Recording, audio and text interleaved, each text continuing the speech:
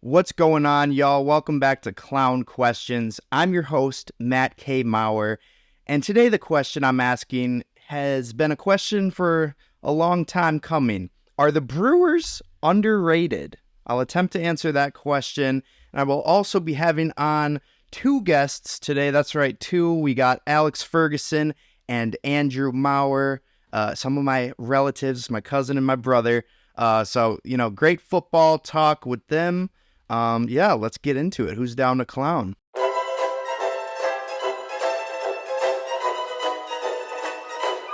That's a clown question, bro.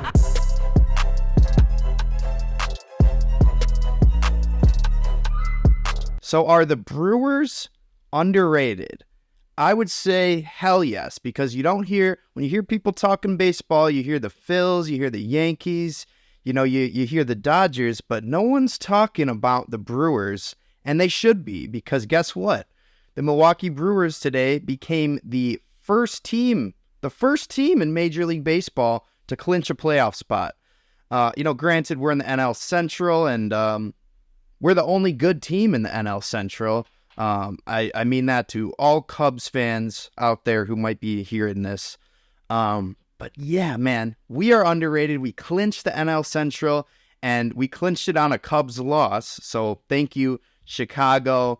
But an exciting team. Just minutes ago, right before I started recording, Jake Bauers hit a walk-off to win it in the bottom of the ninth, to be included in next week's Goosebump Moments of the Week. I keep doing the thing where I'm staggering the moments. I shouldn't be doing that. But yeah, man.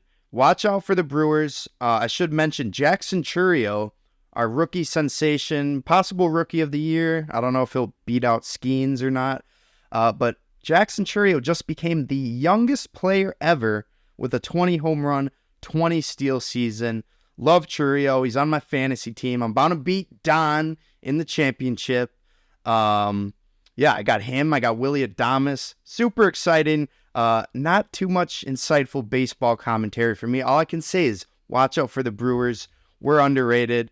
And hopefully in this coming weeks, I'll have a baseball expert on. Maybe do like a playoff preview and just kind of talk about the Brewers and should people be scared of us? I talked to, Quad 2 weeks ago. He kind of said whoever beats the Brewers in the playoff will be in the World Series. So hopefully we beat ourselves, because then we'll make it to the World Series. But enough about the Brewers. I'll be talking Brewers every week from now on. And got to now that we're in the playoff.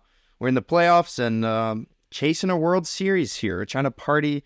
Well, I don't like when people say let's party like it's 1982. It's like, hold on. Yes, great season. Robin Yount, Paul Molitor, Raleigh Fingers, all the Brewers legends. But we lost. We lost in the World Series. I don't want that to happen. I'd rather lose round one. That's a loser mentality, though. Get us to the World Series, Brewers, led by Jackson Chourio and Willie Adames and Devin Williams. We're going to be a dangerous team. But let's talk some football. Of course, that's what everyone wants to talk. Everyone's favorite sport. Football is king around the American parts. But I'll ask the question, is the Pac-12 back? Answer is a resounding yes. Right now we got the Pac-2, Washington State and Oregon State. Don't know why they don't get an automatic qualifier for the 12-team college football playoff. But maybe they're inching their way towards it. Probably not, because they didn't add anyone. I would say they added like 2 good teams, 2 mediocre to bad teams, but the Pac-12 has announced they're adding Boise State, Colorado State, Fresno State, and San Diego State. It's pretty funny. Every team in the Pac-12 is a state. Although Boise, Fresno, and San Diego, none of those are states. Those are all cities. So I don't know why they call it state. But all the states in the Pac-12, Pac-12 is back. Give them a bid. Give them a bid next year. What do they got? 8 teams. I'm sure they'll try to add a few more here. But yeah, looking forward to the Pac-2 the rest of the year and the Pac-12 being back next year. Let's talk some SEC. And you wouldn't think I would ask this question after they narrowly defeated Kentucky in a game with very little offense on either sides, but I'm going to ask the question anyways. Is Georgia the fastest team ever? I don't know the stats on it. You could probably, they have great skill position players. I'm sure they'd be up there with Bama, LSU, or Ohio State in terms of, fastest teams ever. Probably that LSU team with Jamar Chase and Jefferson. But no, that is not why I'm asking the question. I'm asking the question, are they the fastest team ever? Not only because their cornerback, Daniel Harris, got arrested for reckless driving, among other driving misdemeanors, per 1-3 Sports. I'm asking it because they've had 24 driving incidents since January of 2023. They're taking a page out of Jordan Addison's playbook, out of Rashee Rice's playbook. They're fast as hell. They're not ranked number 1 anymore, but I would say they are the fastest team ever with that many driving incidents. Mike Gundy would be proud. Well, actually, I don't know if they weren't drunk driving incidents. They're just driving fast. Mike Gundy likes to drunk drive. But yeah, Georgia was ranked number 1 in the AP poll, but they're not anymore. Now, the number 1 team, according to the Associated Press in college football, is Texas. So I'll ask the question that this is probably what I should have led the show with. Is Arch Manning the truth? Maybe. I don't know. He looked like it. If you don't know what I'm talking about, I think Quinn Ewers got hurt. Texas was playing a cupcake team, but Ewers gets hurt, so they had to throw Arch Manning in. First drive, throws a touchdown right away, and I don't know if it was his second or maybe his third drive. He had an insane touchdown, a 67-yard rushing touchdown. He kind of Euro-stepped the defender, juked him out on his way to the end zone. But man, Arch looks good. I think we got a QB controversy here in Texas between Arch Manning and Quinn Ewers. But obviously, the obvious thing that everyone's saying is this is if Peyton or Eli could run. We have a Manning that's not slow as hell. I guess Cooper Manning, I don't know too much about him. I heard he could run. But imagine Arch, if he has similar skill set to Eli or Peyton, and he can run a 4.5 and break off 70-yard touchdowns, the league should be scared. But I think first and foremost, Quinn Ewers should be scared because Arch looks like he could take his job. Of course, this is mostly in jest. Quinn Ewers is still one of the Heisman favorites, but it'll be interesting. I love that we get to start people weren't even talking about Quinn Ewers versus Arch Manning. That hasn't even been discourse because Quinn Ewers has been so good. But it will be now after Arch Manning showed out against Toledo State or whoever the hell they played. They played a bad team, but it vaulted them up to the number 1 ranking. Like I said, mostly due to Georgia narrowly defeating Kentucky in a 13-10 ugly game. But anyways, enough college football. Let's talk some NFL. Who's hurt? Now, I'm not going to be able to cover everyone. I can maybe name some off the top of my head. Deebo Samuel, Jordan Love, we've talked about, is hurt. Hollywood Brown's on IR. Marshawn Lloyd, the Packers running backs on IR. There's so many injuries. Cooper Kupp, candidate for IR. Puka Nacua on IR. I know I'm missing a ton of injuries because there's been so many, but I'll just talk about the main people who are hurt right now. So Christian McCaffrey was placed on IR with Achilles tendonitis. What the hell, man? What the hell? I know anyone who drafted Christian McCaffrey in fantasy football is feeling the same way I'm feeling, which is pissed off. Why would I would never have taken this guy number 1 overall if I knew he wasn't ready for not only week 1. I was okay with him not being ready for week 1, but not ready for week 6. He's going to be on the IR, so he's going to miss another 4 games. Jordan Mason's going to continue to dominate. So tough loss there for any Christian McCaffrey fantasy owners. But a much tougher loss, obviously, for the Miami Dolphins. They had Thursday Night Football against the Bills last week, and Tua Tagovailoa got another scary-looking concussion. Al Michaels pointed out the irony that this head injury came against Damar Hamlin. So whoever's writing the NFL scripts, whoever wrote the part in the script where Tua basically gets knocked unconscious by Damar Hamlin, you're a sick fuck. Whoever wrote that, you're a sick fuck. And that's $2 for the F-bomb jar. Oh shoot, I only have 20s. I'll get the change for it later. Again, there's some F-bombs thrown during the interview today. But I think I've covered the precedent that interviews, F-bombs don't count. Which I don't know, it's kind of a cop-out, but we're not going to count it. But yeah, Tua injury is super tough. Obviously, he's contemplating retirement. They placed him on the IR, meaning he can't play for the next 4 games. He just got a whole lot of guaranteed money. So if he wants to retire, he definitely can. Him and his family are set for life.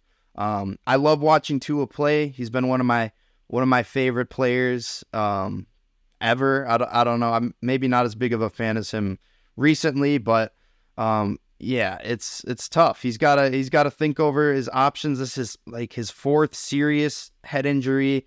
So yeah, it's not my place for me to say whether or not I think he should retire, but I would totally understand it. But at the same time, I think he's a competitor. I think he wants to keep playing, but he might be better off for his long-term health to retire here. Last person who I'll mention is hurt is Bryce Young. He's not injured physically, but his feelings are probably hurt because the Carolina Panthers benched him. I talk about this a little bit with Alex and Andrew, but to me, it's such a weird move because it's like, I would agree that Andy Dalton is a better quarterback than Bryce Young. I think he gives you a better chance to win, but are the Panthers really in win now mode? I mean, they were the worst team in the league last year. Through 2 games this year, they look like the worst team in the league.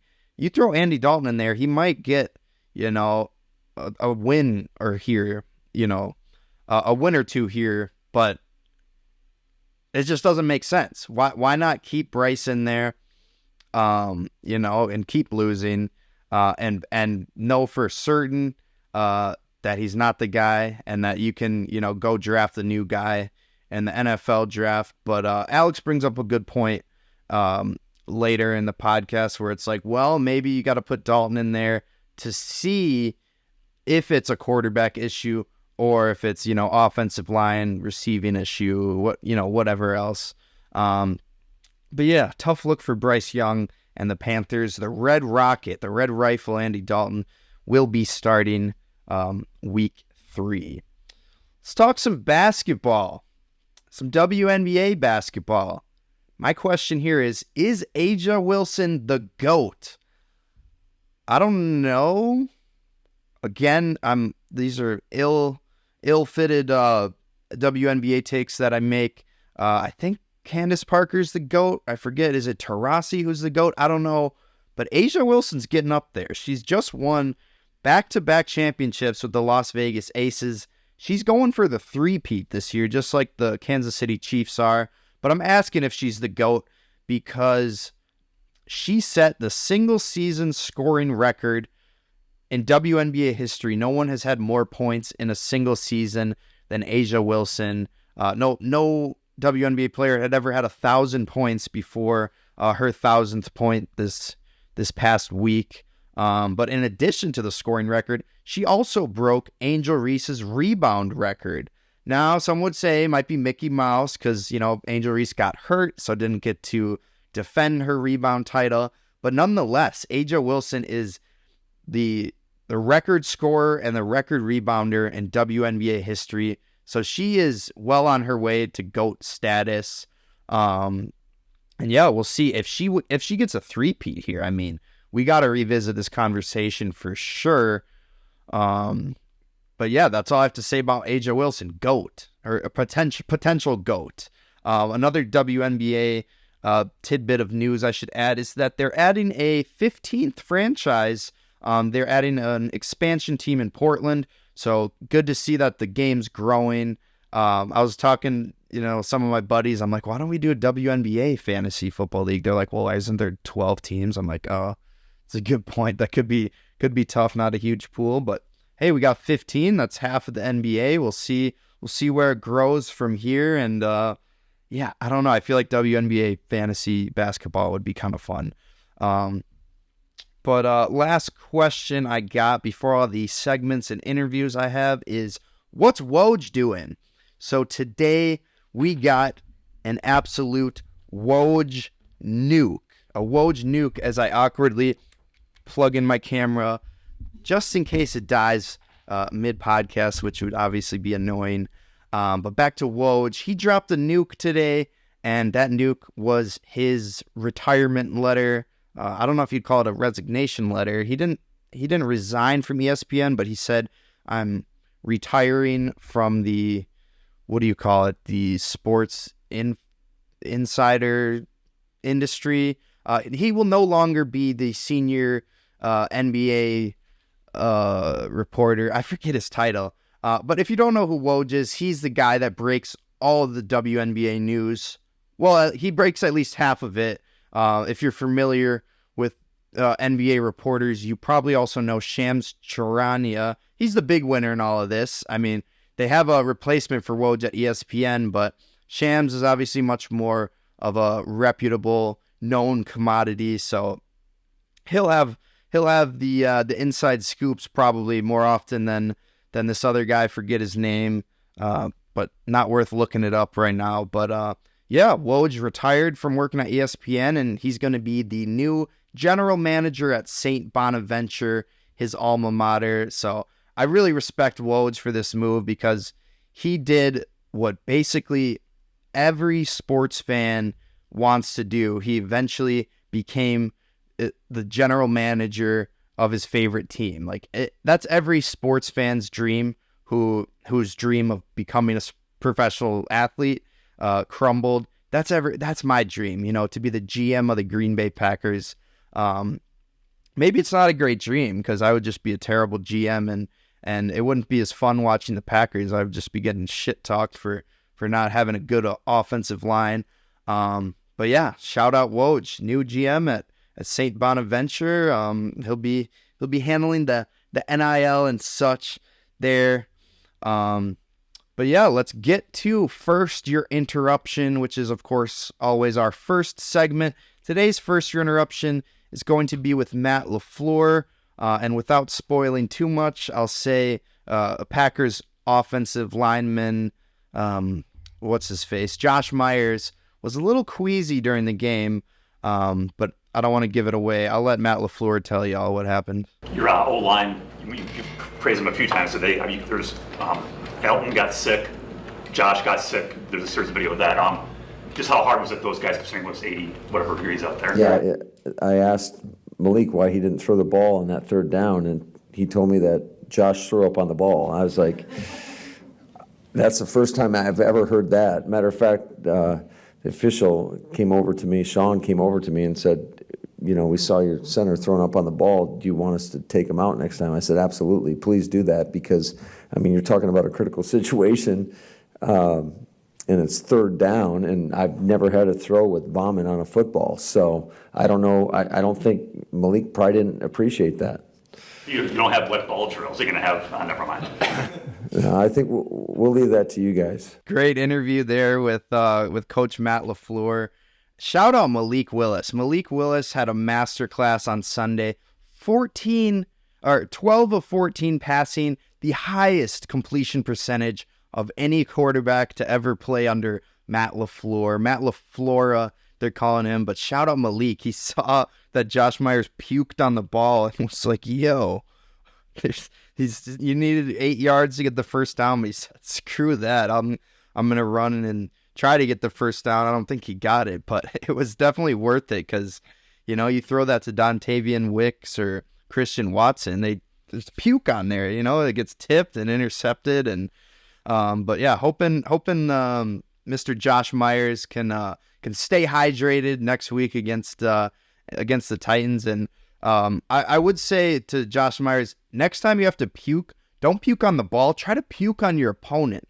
I don't know if that's a false start or unnecessary roughness, but it's worth a shot. I mean, it would definitely throw him off guard, and could lead to a big play. But yeah, it'll be interesting to see who the Packers go with this week, whether it's Malik Willis or if Jordan Love comes back from injury that quickly, which would be incredible. But I don't know. I kind of want to see a Malik Willis revenge game here against the Titans coming up. But yeah, let's get to our interview with Alex Ferguson and Andrew Maurer. Just talking football, just talking ball. Thanks Ferg, thanks Andrew again for pulling up to the podcast. I appreciate it. All right, now pulling up to the pod is actually two different guests, both my relatives. It is my cousin Alex Ferguson and my brother Andrew Maurer. Thanks for joining me on the show, guys. It's an honor, man. Sorry. Yeah, I should probably ask you guys one at a time questions. Otherwise, it'll be a little confusing. But I'll start with you, Alex. Congratulations. You just had a baby. So I got to ask you, how does it feel to be a dad? It's good. It's good. There's a lot of things they definitely don't tell you and you get blindsided on. But nah, it's awesome, man. It's just it's kind of hard to believe that like you and your significant other created that. It's cool. It's hard to explain in a lot of ways, but nope, it's all good over here. All right, that's good to hear. Good to hear. Baby Will, right? Yep. Will I am. Will I am. That's a good nickname. So Andrew, you just took a trip to Atlanta. How was that trip to Atlanta? And then you went to the Packers game on Sunday, right, versus the Colts? I did. Atlanta was earth-shattering. It's a lot hotter than Wisconsin. It's not my favorite place in the world, but hey, it's a good spot, something different, change of pace. But Packer game was great. That was also hot as hell. It's like 95, sitting in the sun. I got to see a glorious game of running the damn ball, similar to how Wisconsin plays football. I think it was the first game in like 50 years that there were 50-plus rush attempts. It was wild. Yeah, it's crazy. Josh Jacobs and Malik Willis couldn't be stopped. But I noticed what you said there. You're like, we're kind of playing like the Badgers, just run the damn ball. I feel like we've gone really away from that. So I wanted to talk about the ass kicking we had on Saturday. I was at the game, unfortunately. I feel like we don't run the ball enough. But my question for you, Andrew, is do you think we win that game with Tyler Van Dyke? I would say we'll never know. We'll never know. It's tough to say. Looking back at it, I mean, you watch the first two possessions, we obviously played pretty well. We were moving the ball on them. I think it's a mixture of, the atmosphere and Alabama not sure what they're going to get, kind of playing a Power 5 conference opponent or Power 5 opponent for the first time this year. But all I'll say is it was the best we had looked all year, including playing, South Dakota and Western Michigan. I think at the end of the game, at the end of the day, Alabama still had enough firepower to beat us, right? You saw at the end of the first half where they took two plays and threw it down the field and put 75 yards on us in about 16 seconds. So wishful thinking would say yes. Reality, probably not. But I think it would have been a lot closer. That's for sure. Yeah, I think so too. I think we would have scored a little more than 10 and hopefully the game script would have led to us not giving up 42. Alex, you watched the game. What were your thoughts on that ass kicking?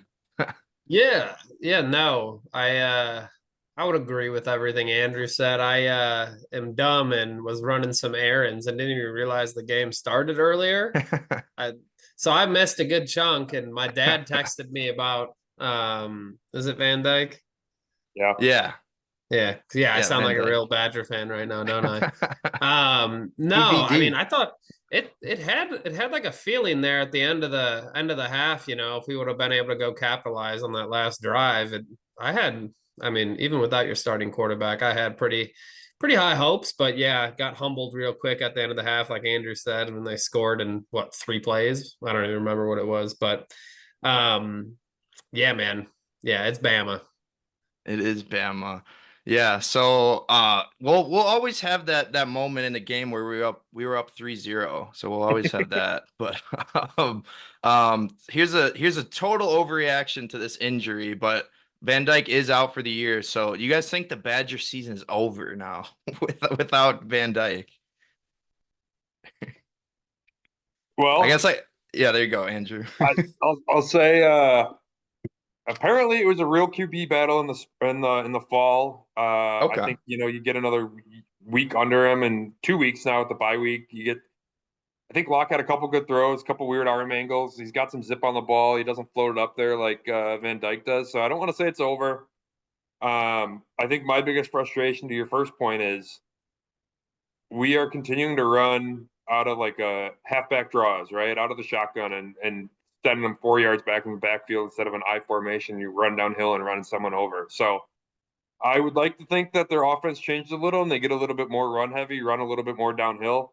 But to your point, time will tell. I know Purdue got their ass kicked by what was it, Ohio State last week or 2 weeks ago, or whoever they played. Notre Dame, actually. Notre Dame. They got their ass Yeah. kicked by Notre Dame. So Bounce Notre Dame back is coming from. off a shitty loss. So hopefully we'll see with Purdue here October 5th. But I have high hopes. Just hope they run it some more and let the play action game play a little bit more into our hand and getting receivers open. Yeah, that was one thing that me and Pete, we were at the game, we were getting so pissed at. Is like, why it's 3rd and 1? Why are we in shotgun? There's no reason for it. The dairy raid. The dairy raid. Yeah. So what is Wisconsin's identity right now? Because it used to be run the football and defense, but I feel like we haven't really stayed true to that, it seems like, with Fickle. Yeah, I don't know. And kind of to what Andrew was saying, I thought Locke looked a lot more comfortable back there. And maybe it's just because I got all fired up with that off angle sidearm slinger. But yeah, I mean, it seems like because we're not, the way I see it with Fickle is you're not really going to see his identity, kind of similar to like LaFleur when Rodgers was running the show. Like you're not really going to see his identity, I feel like, until he gets a full 4-year draft class in there for him to create the offense he wants to create. But I love that Pauling kid, man. He's explosive, twitchy. I like him. I think they should continue to utilize him. But in terms of their, I guess, identity, I mean, Wisconsin's going to run the ball, and I agree with what Andrew's saying. I just feel like they have a lot of success when they wear down defensive lines, just battering them with, 10 runs a drive sometimes, whatever that may be. And just kind of getting back to that power football that kind of has put Wisconsin on the map in the last however many years. But only time will tell, like you said. Yeah, it'll be interesting. We'll see how we fare against USC. Hopefully we can pull the upset there. I think that's in 2 weeks. But let's enough about the Badgers, the disappointing Badgers. Let's talk some other teams in college. And I do want to talk obviously about Arch Manning. So I'll ask a dumb question here. Alex, do you think Arch Manning is a Heisman favorite? Do you think he could win the Heisman? I Did mean, you see the run? Yeah, I saw the run and I saw everyone compare it to like top speed versus Tyreek Hill. I'm like, all right, just Oh, wow. relax. Really? Yeah. Apparently, he ran faster than Tyreek did at all on the field in week 2, but Tyreek was non-existent. So, Yeah. no, man, I don't know. I mean, what's the situation with Ewers? What's going on there? I don't know. We got I looked at the Heisman odds. Euros is still like top 5, so I assume they'll go back to him, but Is he healthy? maybe a little. Well, that's why Arch got in. I think he got hurt in that Yeah, game, that's what I and thought. Arch came in and started lighting it up. So maybe a Yeah. little QB controversy. I don't know. What do you think, Andrew? You think Arch could steal the job from Quinn? Well, first of all, Texas didn't play anyone. True. So take it with a grain of salt. I think he's obviously the best QB recruit Texas has had in a while. I know years transferred in from Ohio State, but he's not going to win it this year because they're going to keep going back and forth between Ewers when he gets healthy and Arch, and then they're going to ruin the Heisman odds for both of them. So I don't think either of them win the Heisman because they're not going to play him. Fair enough. That's Fair fair. enough. And I mean, who's the Heisman favorite right now? Is it like They got the Boise State running back. I think Ashton Genty is the favorite right now. It's kind of random, but I don't know. He's a stud. Hunter? Travis Hunter, yeah, he could be in there. We'll have to. I mean, I Right. feel like that hinges a lot on Colorado's record, so Yeah, we'll see. they suck, but that kid is incredible. Yeah, they got clobbered by Nebraska.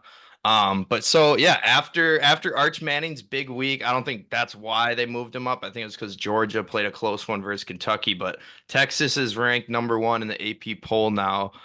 So I want to pick from both of you guys. Who's winning it all? Who's winning the college football playoff? I'll start with Andrew. Who's your guy? Who's your team? So I was looking at schedules, and everyone will say Georgia. Georgia goes Mhm. at Alabama and at Texas. Oh, damn. So now it's all gonna say they're gonna get 12 teams in the playoffs. Who knows? What'll happen when they get in the actual playoff? But I am gonna ride the hype train and go Patrick Mahomes 2.0. I think Matt Rule is gonna come No, back no. and they're gonna win it all. Nebraska is going to go to the national championship game and they're gonna beat Texas. Big 12 matchup, old Big 12 matchup, and Nebraska is just gonna run Texas over. Oh, geez. You got Dylan Raiola, Patrick Mahomes Jr. winning it all. Winning it all.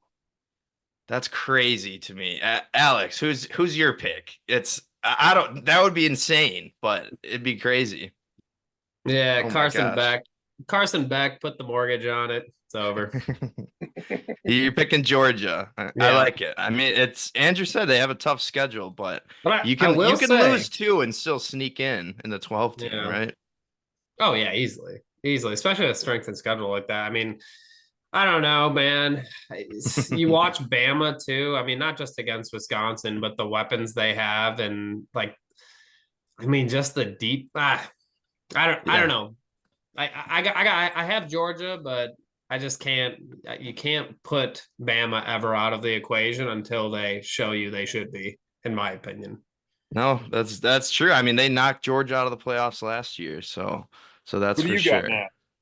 Who do I Yeah. got? I don't know. Did I make a pick?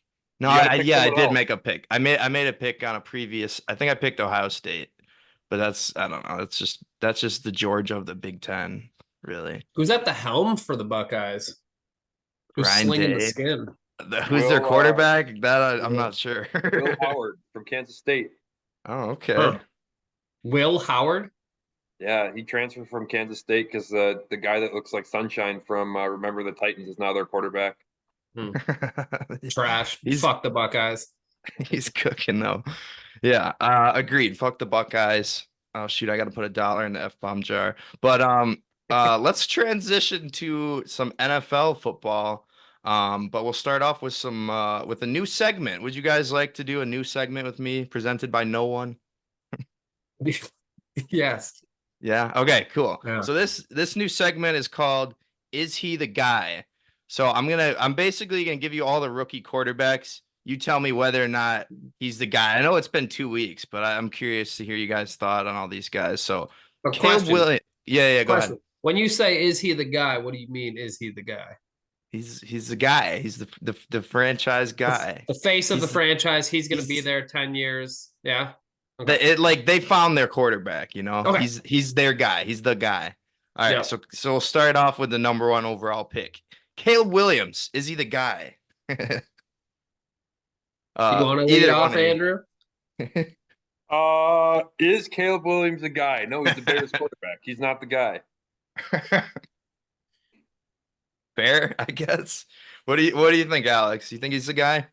So I'm as much as I want to see every Bears quarterback absolutely dive bomb and burn, because in my opinion, Bears fans are almost unbearable sometimes. Not as bad as Vikings fans, but I will say that I do think he is the guy. I think he's a stud. He's already doing exactly what I thought he would do, which is give you wow moments and then make bad decisions. So if they can figure out how to get him to extend plays and not be a dumbass, I think he'll be fine. But the problems in that organization run much deeper than how Caleb Williams has looked in 2 weeks. Yeah. And I think he's going to be good as long as he doesn't have his head taken from his body before they figure it out. So yeah, that's true. Their O-line has looked bad. I mean, not like Caleb Williams has looked any better, but I mean, it's tough to look good when you're running for your life every play. Can I go on a rant quick about the Bears? Yeah, I would love to hear Bears rant. So I really like what they did bringing Keenan Allen in, and I think it was really smart to get, a really good notoriety, like obviously Pro Bowl, great player, veteran, coach Caleb up. You can already see him doing it on the sideline. I thought that was a great idea when I had a lot of my Bears fans like, why would we do that? Blah, blah, blah, this and that. But what I don't understand is why they went out and got Rome Odunze when they have so many other holes to fill. And it just doesn't make sense. Their scheme, like from an offensive standpoint, it's like they're running a pro-style offense where balls have to be out on time with a rookie quarterback, and they don't give him check down options. Like they're always putting him in like five. I mean, I don't get it. It doesn't make sense. Yeah. It's like they just got Aaron Rodgers or something and they want to run an offense that way. I don't understand what they're doing, but I guess it makes sense because they clearly don't know how to develop anything at all when it comes to quarterbacks. It's infuriating for me, and I'm not even a Bears fan, but I think he'll be good. Why are you mad? What are you mad about? It's just frustrating to me because I watch my friends go through it. And okay, yeah, there you go. Okay, no, actually, fuck them. But in reality, and I hope he does crash and burn. But it just you want to see young players do well, and like I don't know. I'm in a weird stance with it. I think he'll be fine, but I do think that the Bears are going to fail him, and then the fans are going to eat him alive, just like they did to Justin Fields, where they're booing Justin Fields' first game of his, second year starting. So yeah. Now, Alex, to add to your rant, do you think painting his fingernails makes him more or less of the guy? It makes him less likable, and I think you kind of are starting to see a little bit of that with DJ Moore. And granted, Twitter and all the social media is going to blow stuff up, but DJ Moore pretty explicitly said to Tyson Bagent, "I need you, bro." After Caleb Williams missed what was it? It was like a 15-yard out, missed him by like 15 yards on a clean drop. And I don't know. That's where I get nervous for him and the franchise. Like, if DJ Moore ain't in, that's a problem. Yeah. Bagent looked really good last year, so maybe we'll see him at some point. He's a dog. Yeah, definitely. All right, well, we got some more rookie quarterbacks to talk about. Alex, Jaden Daniels, is he the guy? I'll be honest, I haven't seen him play a single snap. Fair. However, I did like him in college. I don't have enough input on him. I have probably more on other QBs, but I haven't watched him play, to be honest with you. Yeah. Okay. Andrew, he's what do you think? Okay, right? Yeah. He's 1-1. He did better week 1 than week 2. The team didn't score a touchdown, but they won. Yeah. I think he's got the most talent, I would say, even more than Caleb Williams. I think all around, I think the biggest problem is I think he's gotten sacked 7 times in the first 2 weeks. They had 5 sacks against the Giants. Like, he got sacked 5 times against the Giants.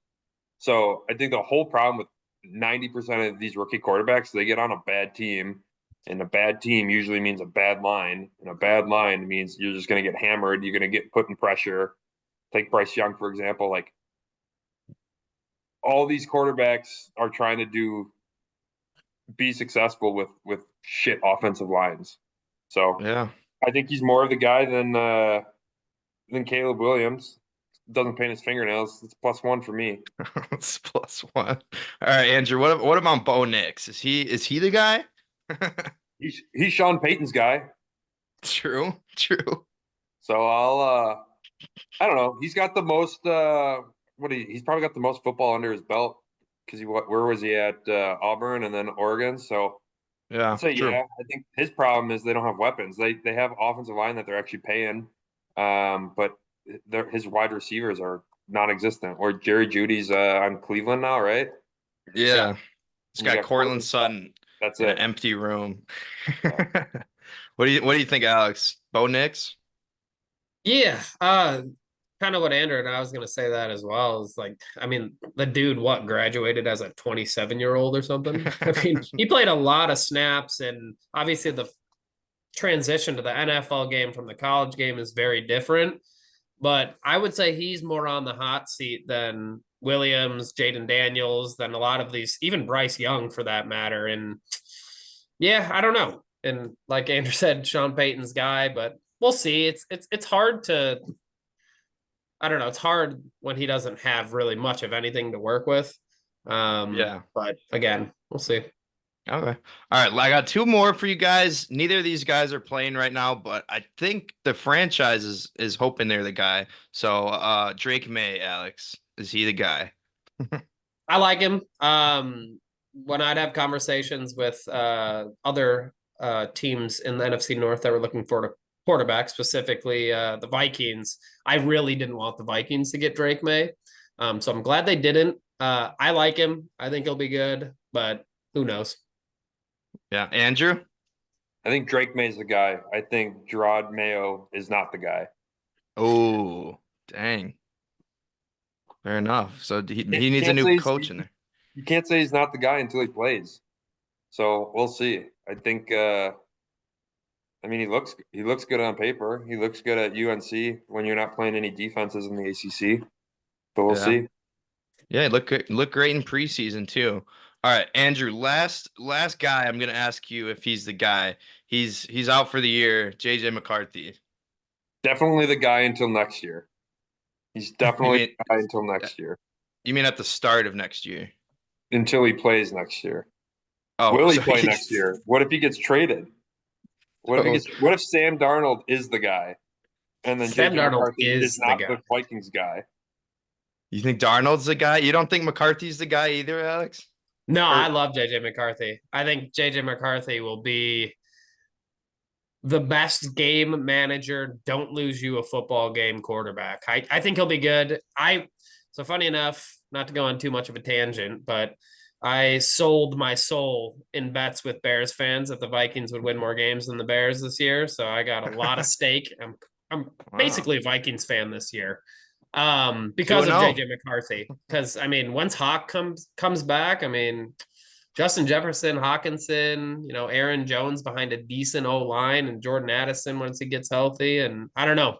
I think it would be hard for many QBs to not succeed in that offense. But I like him. I thought he was good at Michigan. I think there's a lot of value in guys that do have a lot of games under their belt, which you can kind of see with Anthony Richardson, can kind of hurt you if you don't have a lot of games under your belt. Yeah. But with that being said, I do think he is the guy. The NFC North is going to be very interesting in 5 years. You think Darnold's the guy? You think Darnold and McCarthy are the guy? They're both the guy. I've been a Sam Darnold advocate for a long time. I mean, Why? I like him. I think he's good. He's never been in a good situation to succeed, and now he is. And granted, it's one game. We'll see. But until he proves me otherwise, he is proving my point in my own tiny little pea brain that, you give him weapons and you give him time, he can, he was number one overall pick, wasn't he? Something like that, yeah. And Yeah. no, that's a good point. He didn't have think. any of that at his disposal in Carolina or on the New York Jets. So Yeah, just listen to those two teams, Carolina and the New York Jets. yeah. Yeah. All right. Well, I like I it. I also saw Sam Darnold bowl once in Minnesota. He's a great bowler, so that's got to mean Is he he? is definitely the guy. If you can bowl 200 plus game, you're the guy Can Who you do bowl a think you 200 are? plus I game, am. Andrew? with bumpers. With Still bumpers. impressive. Andrew's more of a slots guy, right? Oh yeah. Give me $200 on slots. I'll turn that into $0 or $800. No in between. Okay. No in between. All right. Well, remind me next time I have a free $200 to not give it to you. Okay. All right. So we just had Monday Night Football. Obviously the Falcons stunned the Eagles at the end. So I'll just ask about the Falcons quarterback. Andrew, you think Kirk Cousins will win comeback player of the year here? Was he hurt last year? I forget. He was. He tore his Achilles, right? Or something Oh yeah, along those lines. Yeah. Josh so. Dobbs was the backup that played at the end of the year. Yeah, For 48 hours. for a little bit. Yeah. I don't know. No, I mean, I got to look at the rest of the list. Kirk Cousins. I mean, Aaron old. Rodgers would be on that list. J.K. Dobbins, maybe. ooh, I like J.K. Dobbins. Him and A-Rod they did all the rehab together, and Aaron Rodgers is the reason I drafted J.K., and it's worked. So he was talking about how hard J.K. was working in the offseason. They trained with the same PT, same guy to get their Achilles. Or did Dobbins tear his Achilles too? All three of these guys are Achilles tears, huh? Seems like it's happening a lot, man. Yeah, it's all these hip drop tackles. Yeah, there was one. What game was that? It was on Mixon. Oh yeah, Mixon he just sprained his ankle, right? That is the definition of the penalty that you just created a rule for and you didn't call it. And okay, but yeah, I could see Kirk winning it. I could see Rodgers winning it too, and JK. But Rodgers has looked pretty average in 2 games, but we'll see. I think he's looked bad. I think we got rid of him right at the right time. He's looked bad. I think bad's a stretch. Bad. I think he's like 8. I don't know. I think he's looked 40. Let's put it that way. That's so fair. That's so fair. He's not very mobile anymore. But speaking of a guy who is mobile, I don't know if you guys just saw the report. They say he might play, but what do you guys think? Alex, I'll start with you. Do you think we're gonna get Jordan Love this week, or are we gonna have a Malik Willis revenge game against the Tennessee Titans? I mean, as a Packers fan, I saw enough. Well, actually, I didn't really see enough from Malik Willis.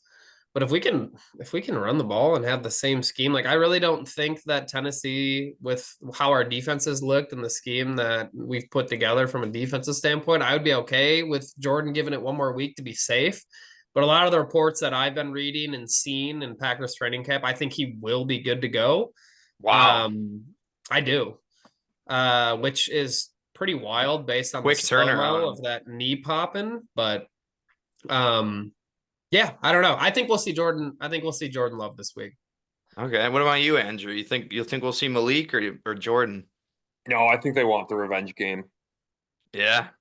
I think they want the revenge game. I think you've seen Malik made like 2 throws last week, and that's all they needed to make. I think they obviously game plan for the run a little bit more with the Titans, but I don't think the Titans have that good of a defense in the couple, possessions of red zone I've watched. And I think Will Levis with the kind of boneheaded plays he's made both weeks in our defense, I think they're looking at it and saying we can rest Jordan Love one more week. Yeah. Yeah, I like that. Tony, what? I think Tony Pollard's gonna have a career day against the Pack, to be honest with you. Yeah, we haven't been great against the run. We'll see. I don't think it doesn't matter. Packers by a million. So yeah, I loved the week 1 play where he's just doing Will Levis just did the surrender cobra on the ground after he threw a pick 6. Hopefully we'll see more of that this week. All right, switching gears to some other teams. This one really confuses me, so I want your guys' thought on this. Why do you think the Panthers are benching Bryce Young? I'll start with you, Alex. Isn't that kind of random? Because they're dumb. Don't they want to lose? I mean, I don't know. I think the whole situation's been poorly handled. I think throwing quarterbacks fresh out of college, especially from these big power schools where they play a year and then get drafted or play 2 years, I don't know. I just don't really agree with it. Mm-hmm. I think it's foolish. Andrew, what do you think? You like them putting in the red rifle there, Andy Dalton? I mean, if they can't protect your number 1 overall pick, you might as well put in a ginger, right? All right, Big Red. Yeah. No, I think it's like confidence. You can't, you're going to be that bad. You can't ruin a guy's confidence, and he's had nothing but like a shit show his first 18 career games. So make them figure out if it's truly a quarterback issue or if it's an offensive line issue. Try something new, see what you get. But I think it's protecting his confidence and protecting your investment like mentally long term. Okay. So I get it. Interesting. Yeah, I don't know. I just feel like they throw Andy Dalton in there. They might fuck around and win a couple games, and it's like, oh, do we go back to Bryce? They're gonna look dumb if they do that. But I mean, I don't know. We already think they look dumb right now. I think it's too late. I do. You think it's Bryce Young is done with the Panthers? I think it's too late. I do. Yeah. Ooh. I think it's a Zach Wilson situation. I think he's done. Well, Dang. I could have told you this a year ago. What 5'11" QB besides Drew Brees has done well in the league? Kyler Russell Murray. Wilson. Oh, he just got 2. Yeah, boom, roasted, bitch. Kyler Murray, I think he's had one good year. Russell Wilson, he hasn't played good since he left Seattle, where he had the Legion of Boom. Drew Super Bowl Brees. champ. That's what That's what he said. Oh, did you? Sorry. But yeah, I don't know. They're both kind of short and good, but whatever. Yeah, it'll be interesting if we see. I didn't put this one on the notes, but what do you guys think about Wilson? They're starting Fields again this week, and Wilson will probably be on the sideline like inactive, wearing shoulder pads again. I don't know why he's doing that. I think that I love Mike Tomlin. I think he's without a doubt top 2 coach in the NFL and not 2, in my opinion. I love Mike Tomlin. I think he's a great coach.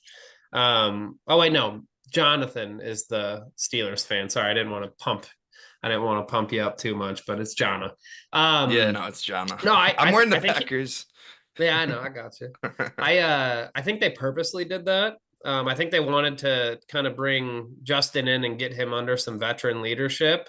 And just, even though Russ is kind of a weirdo, I mean, love him, ex-Badger, but he is kind of an odd duck. Yeah. I think they did that on purpose, and I don't know. But then again, I mean, Justin Fields, I've been an anti-Justin Fields person because I hate Ohio State. I didn't like him there. I didn't think he was that great. And then when the Bears drafted him, I was super excited because I'm not a huge fan of his play. I don't think he's very good. But do you guys think he's looked good in his first 2 weeks? Because I don't. Fields, not really, no. Yeah. I think he's won how the Steelers have won the last like 3 years. Just ugly defense and ugly offense. Gritty. That's the thing. You get one or the other. You get a guy that can sling the rock for 300 yards but isn't dynamic, or a dynamic playmaker. And right now, if it's working, if it ain't broke, don't fix it. But I'm guessing they're going to be pretty quick to pull the trigger if they get down, 14, 20 points. Yeah. And Najee is on the Eddie Lacy trajectory in his career. Alabama running backs. He's not. Trent Richardson, yeah. No, he's not. I mean, maybe he's getting up there. You got Josh Jacobs and Derrick Henry, I guess, have disputed that, but they're all huge. But all right. I got a couple more questions for you guys here. This is the least fun question I get to ask you guys, but Andrew, I'll start with you. Do you think Tua should retire? They just put him on the IR with his concussion. I think he should go to the XFL and pull the Jeff Brom. How in the world are you starting What? this game tonight? What does that mean? You've never seen the Jeff Brom clip? You have to put it in. He got hit so hard one Overlay week, he it. got knocked out, and he goes, "Is this or is this not the XFL?" It is. Oh yeah, I do remember This that. is not football. It is. We're playing, or something along those lines.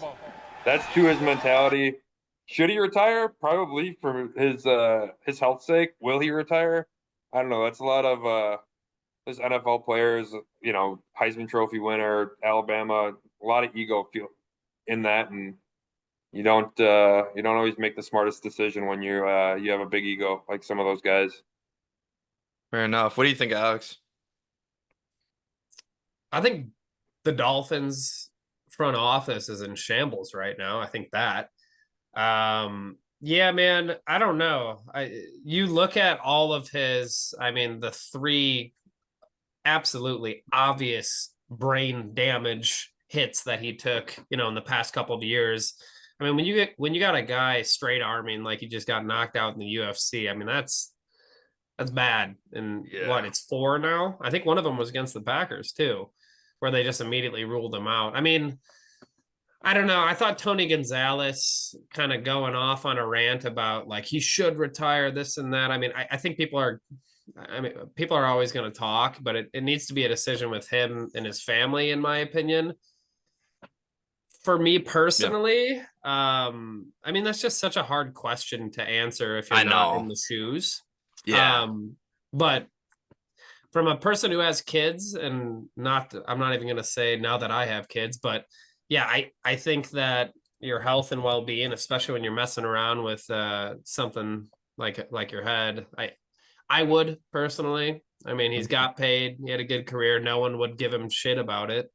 Yeah. Just because it seems like it gets worse and worse. Like that hit didn't even seem that bad. I don't know. Of course, it was against DeMar Hamlin too, right? Yeah, did you hear Al Michaels? Al Michaels said quite a few interesting things that game. Al Michaels, I think he's unhinged now. He doesn't give a fuck. I think he sounds bored during Thursday night football games, and then if it's a blowout, he'll just start like he told a story last year about like someone stealing someone's girlfriend or something. He doesn't give a fuck anymore, I don't think. He's probably making $1 million a game, and he calls 14 games because you don't play Thursday night at the end of the season. Yeah. Seriously. Yeah, it was just funny. He said quite a few things where I was like, oh, okay. What's Yeah, the deal with Tua's contract with all the guaranteed money? Does he have to give that back if he retires? I would imagine he gets to keep some of it. I mean, that's tough. Yeah, that's what. Well, How that's much? what Alex How was much saying. is He's it like guaranteed? It was like 84 million, I thought. Yeah, it's a big contract. That's why I said that the Dolphins front office is like, what the? Especially after they went out, paid Tyreek. I mean, you're going to have to probably pay HN. Yep. Yeah. No, yeah, it's like, what do you do? Like, do we like you can't go and convince Tua like, oh, well, we'll help you rehab. Like, you have to let him make a decision. So they're just kind of waiting on him and his family, I think. What do you guys think he's going to do? I think he's going to keep. I like what Andrew said. I think he's a competitor. I think he's going to try to keep playing, but who knows? The question is, how many doctors is he going to go visit and tell them that it's a bad idea? Because I don't think any doctor is going to say, yeah, it's a good idea. Yeah. So how many does it take him? 6 doctors to all tell him it's a bad idea? Does he actually listen to him, or does he think he's smarter? I don't know. I've never heard a single person around the league, within the league, anything say a bad thing about Tua. Not like that is going to make him make a better decision, but you'd think he's probably a pretty intelligent guy, but I don't know. Also, the interweb said that of that $212 million contract extension, $167 million is guaranteed. So does he get keep all of that? There's probably a clause in there for there's a injury. clause, 100%. Yeah, but no. I think he gets all the 120 and then I retire. Yeah. Well, take the bag and go. What about Alex Smith? Like with his contract, I mean, that was a career ending. Granted, it was because the surgeons fumbled the bag, but I mean, how much of that money did Alex Smith get when his bone stuck out of his leg? I don't know. There's got to be clauses. To another, you don't know? No, we kind of had a falling out. All right. Well, Alex, I wanted to ask both of you for a Super Bowl pick. Who do you got, Alex? Oh gosh, on the spot. This is the one that I didn't have a great answer for. Sorry, we'll go to Andrew. We can come back to you. Yes. Andrew, you got a pick for a Super Bowl? Is that what you asked? Yeah, who's your Super Bowl pick? I was looking up my Alex Smith. He 71 million guaranteed. That it was basically, what do they give it back or do they not give it back for his injury? Super Bowl pick. I mean, Nebraska's not in the NFL, so I can't pick Nebraska. You can pick Dylan Raiola Sr. though. I mean, that's the safe pick. 2 in a row. How many times has it been? 3 in a row? Twice. The Packers, it would be the World Championship, and Miami. No one has ever won 3 Super Bowls in a row. This would be their 3rd. I'm sure Packers and Bears probably had some 3-peats in the NFL, but not in Super Bowl era. So you're going with I'll- Nebraska in the NFL? If Nebraska's in the NFL, Nebraska would win it with Matt Rule. He's a great coach. Just not Fuck on off. Just Carolina. not in Carolina. Okay, yeah, sure. I'm gonna say San Fran over the Chiefs. Revenge Damn. game 3.0. Damn, You third get Christian rematch. McCaffrey, who's gonna be healthy. You get Brock Purdy, he'll figure it out. You got a defense that you're paying like the highest paid position in almost every single part of the defense. I think they finally figure it out. I think Kyle Shanahan puts something together and gets it done. Okay. He might sell his soul by putting some hits on Patrick Mahomes, but I think he gets it done.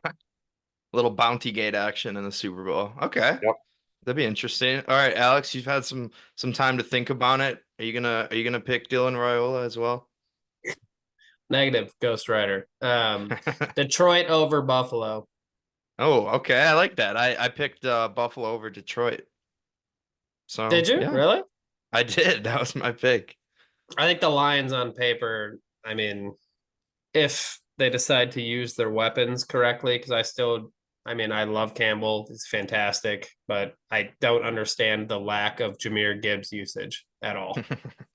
Do you At happen all. to have Jahmyr Gibbs on your fantasy football team?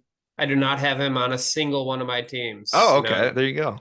All right. So that's a genuine take. I'm 6-2 in fantasy, by the way. I have 4 teams, which I made a rule. I only wanted to have 3, but I have 4 this year. But I have 6-2. I have 6 now. It's really bad. It's too many. Too many.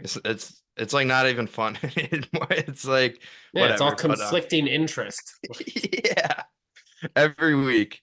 But all right, two more questions for you guys. First, I'll ask you for a Thursday night football pick, Andrew. It's Patriots at Jets. Jets are favored by 6. Who you got? Is it the home opener or were the Jets at home last week? That's a great question. Couldn't tell. I can Google it quick, but I think their No. first game was at home. I am gonna take Braylon Allen and the New York Jets. I think they're gonna give the ball to Braylon Allen. Brees Hall is on his way out. Braylon Allen, the 20-year-old, is the truth, and he will take this team to victory. Brees Hall is out. You said On his way out. He's Okay. running for his life. Braylon Allen's just gonna run through people. All right, I like it. I had McCaffrey in a league, so I might have to start Braylon Allen this week, which I don't know. I mean, feel a little better about it after he had 2 tutties last week. But Alex, who do you got for this Patriots Jets game? In what world do you have to start Braylon Allen in a fantasy league? Is it a 15-man league? 16? It's 12. I had DeAndre Swift, McCaffrey, and my number 3 was like Jalen Warren, and I had Jonathan Brooks, who's hurt. So Pick up that white dude on the Chiefs. I'm trying to do that. Hopefully, no one sees this podcast before the waivers go through. I'm trying. I bid a couple bucks on him.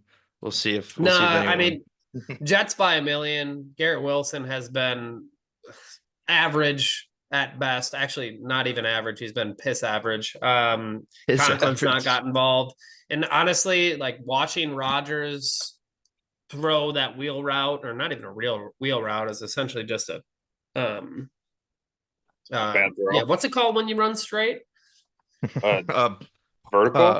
A vertical, the Brees Hall Okay. vertical, and now seeing Braylon Allen. I mean, I don't know. I think Rodgers hasn't really found his groove. Maybe it's because Salas isn't letting him actually call plays like LaFleur did, but I don't think that offense has even gotten close to their potential. Jets by a million. Mortgage on it. Jets by a million. You both got Jets covering. I might have to go the same direction with that pick. All right, last question for you guys. Thanks again for joining me on the podcast. It's been a great time. Andrew, I'll start with you. So Goosebump sports, my whole theory, I think that, that's what sports are about, those crazy moments. So for you, whether it was a game you were at or, watching on TV or maybe a play you made yourself, what's your all-time favorite moment in sports ever? I'll give you two. Okay. Both are Badger games. I Don't kind of you figured. dare. Wait, can I go first? Yeah, Oh, they you have the can take same. my They have the second one. same one. You take my second one. I think they were at Okay, this you go game first. You go first. together. You go first. All right, I'll do the other one. So my first one is as in college, obviously UW Madison in the student section. It was, I believe, the last game of the year. It was my junior year, and it was Melvin Gordon's last game at home against Nebraska, where he had 408 and 3/4. Now, why it was great? We went in early. We got front row seats. Crowd was electric, and obviously he rushed for 408. But right at the if you watch his last touchdown, it was like a 26-yard touchdown. It was snowing. Yeah. So you had snow, you had a night game, you had Nebraska, who claims to be the real Big Red, minus all the steroids they did in the 90s. Yeah. And you have a Kenosha kid, Melvin Gordon, 408 yards and 3/4, and doesn't play the whole fourth quarter, is insane. So it was snowing heavy enough where you can make a couple snowballs, and the whole student section, he basically scores that touchdown. It goes to jump around. Everyone's jumping around, throwing snowballs around. It was a awesome atmosphere. Yeah. And just that everything came together to make it worth it. Yeah, that was insane. I didn't know you were at that game. I was at that game too. Me and Jones were up in the nosebleeds, but that was insane. Just the whole stadium chanting Melvin Gordon. One of the best moments ever. I have a Snapchat of the touchdown. It's a video of his touchdown.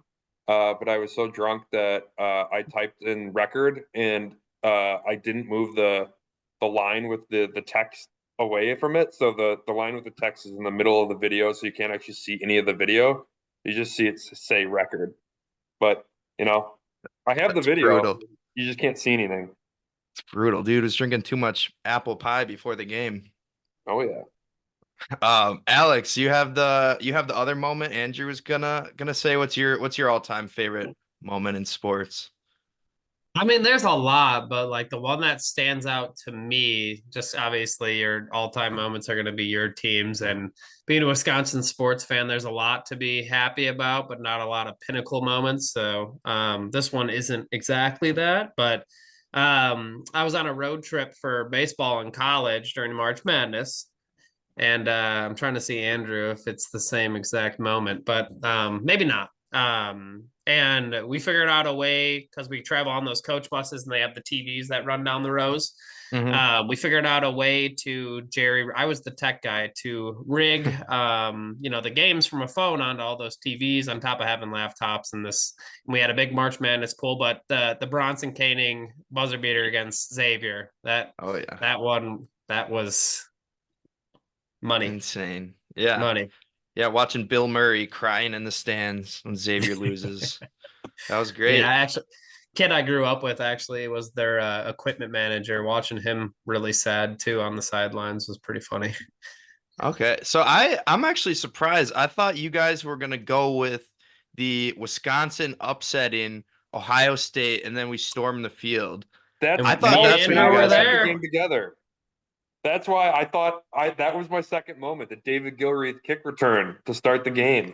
Yeah. But, shit, Andrew. Yeah, that was incredible. That one's tough to beat.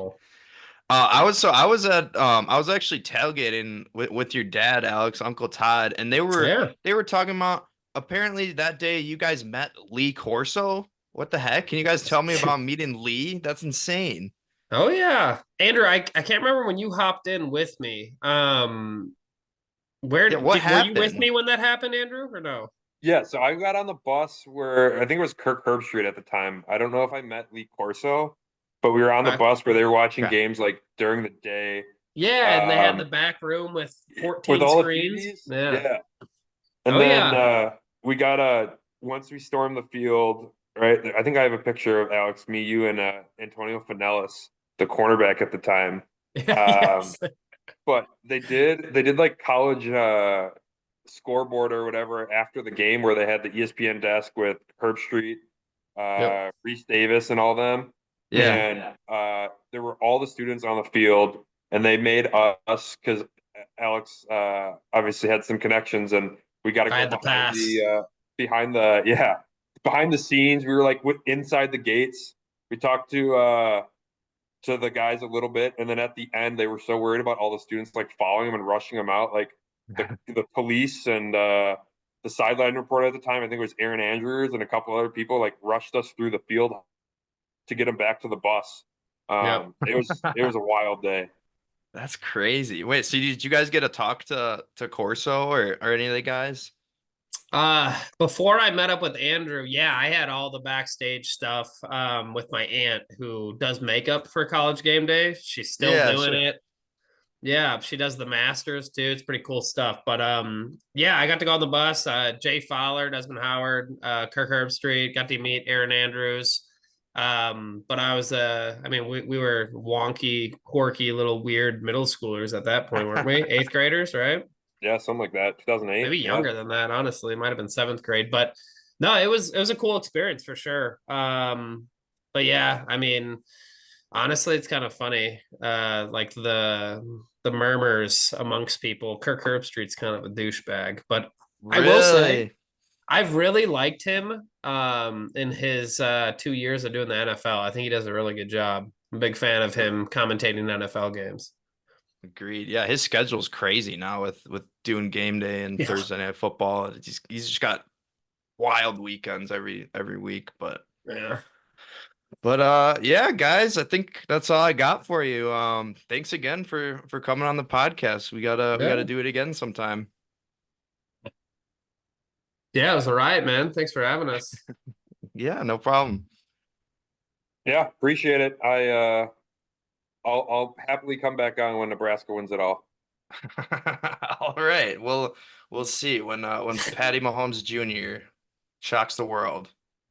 What is before we end it, what is with that guy? Why does he copy all of Mahomes' flow? He's got the same hair, same headband, sunglasses. He's even doing the same like pregame rituals now. What's up with that? Let me ask you this.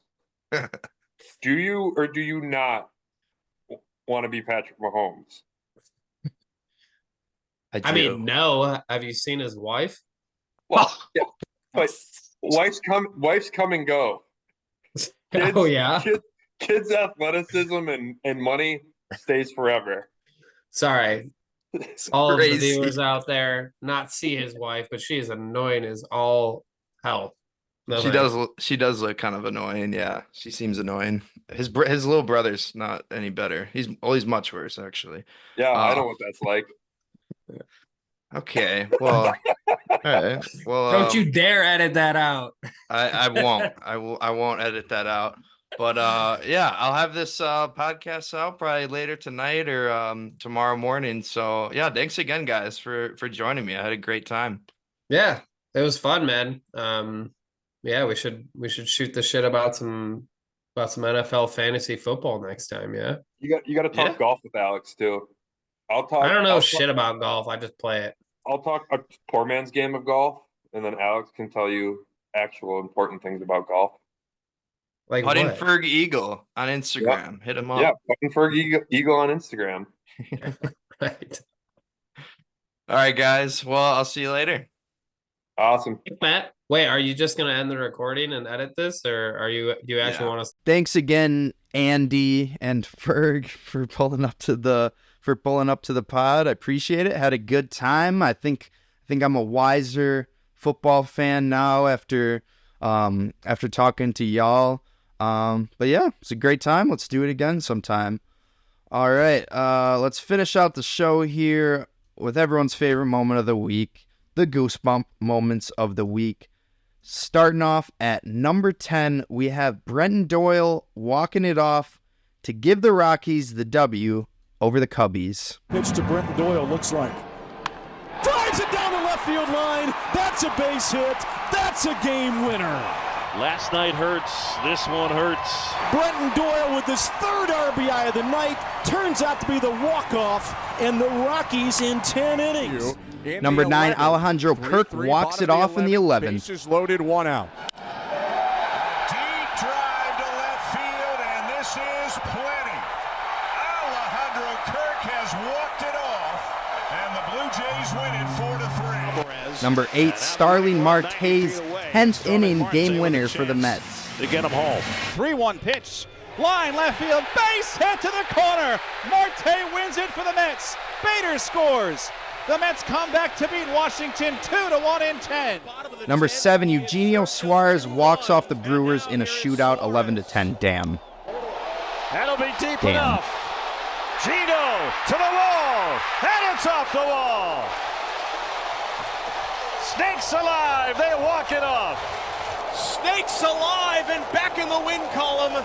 Final score, Diamondbacks 11, Brewers 10. Number 6, the Yankees beat the Red Sox thanks to Juan Soto's walk-off. Grounds one through into center field. Here comes Birdie. Rafaela's throw, not in time. Juan Soto's first walk-off hit as a Yankee comes against the Red Sox. Number 5, JT Realmuto and the Phillies walk off the Mets. Delivers. And JT hits one in the gap. Right center. It'll win the game. Castellanos will score. And the Phillies beat the Mets on a walk-off by JT Realmuto. Number 4, Randy Arozarena and the Mariners win a thriller in Seattle. Hopefully it comes right here. This, it clanks off of Smith and the Mariners win it. It was a body blow to Josh Smith and the Mariners walk it off. Randy Arozarena wins it for the Mariners. Number 3, Drake London's late game winner stuns the Eagles. Cousins looks right, has a man, touchdown, Drake London. And we are tied with the extra point to come. Number 2, Andrew Benintendi rips a walk-off dinger for the White Sox. Benintendi drives it out deep to right field. And it's gone! Benny with a walk-off in the ninth. The Sox saw 2 3-run leads disappear. But it's Andrew Benintendi when it counts. Number 1 moment of the week, Tyler O'Neill hits a bomb over the Green Monster to walk it off for the Sox. Way up there, way back, way gone. The Red Sox walk it off at Fenway. T.O. with an absolute moonshot, number 30. And the Sox take the series against Baltimore. Lot of baseball in the Goosebump moments of the week. A lot of walk-offs this week. I had to even cut a couple. But what I wanted to mention from the Goosebump moments of the week is Drake London. Great game winner. The Eagles choked that game. It was awesome to watch on Monday Night Football. But what was not shown in the Goosebump moments of the week segment was Drake London's celebration. He went like this. He did the surrender cobra. I think he saw the Eagles fans doing that, so he kind of mimicked them. But after that, as he was walking to the sideline, he took the finger guns and kind of, aimed them up at the air. They call that airing the place out. So evidently the refs did not like his assault rifle themed celebration, so they gave him an unsportsmanlike conduct penalty. Younghoe Koo had to make, I think, like a 50-yarder extra point to take the lead by 1. He drilled it, though, but yeah, great on Drake London with that celebration. You're lucky Younghoe Koo is a stud. Otherwise, that shit would have gone to overtime, and Drake London might not be on this list this week. Yeah, shout out Drake London, I guess. Let's finish out the show. We got our TNF pick. Thursday night football, Patriots at Jets. Jets are favored to win the game. They're favored -6. My pick is going to be Jets -6. I think they win. I think they cover. I obviously think the Jets are going to win here because it's Aaron Rodgers versus Jacoby Brissett. And while I do think the Patriots have a good defense, I think the Jets defense is even better. But the main reason I'm picking the Jets is because I believe that the Jets have one of, if not the best running back in the NFL. And of course, I'm referring to Braylon Allen.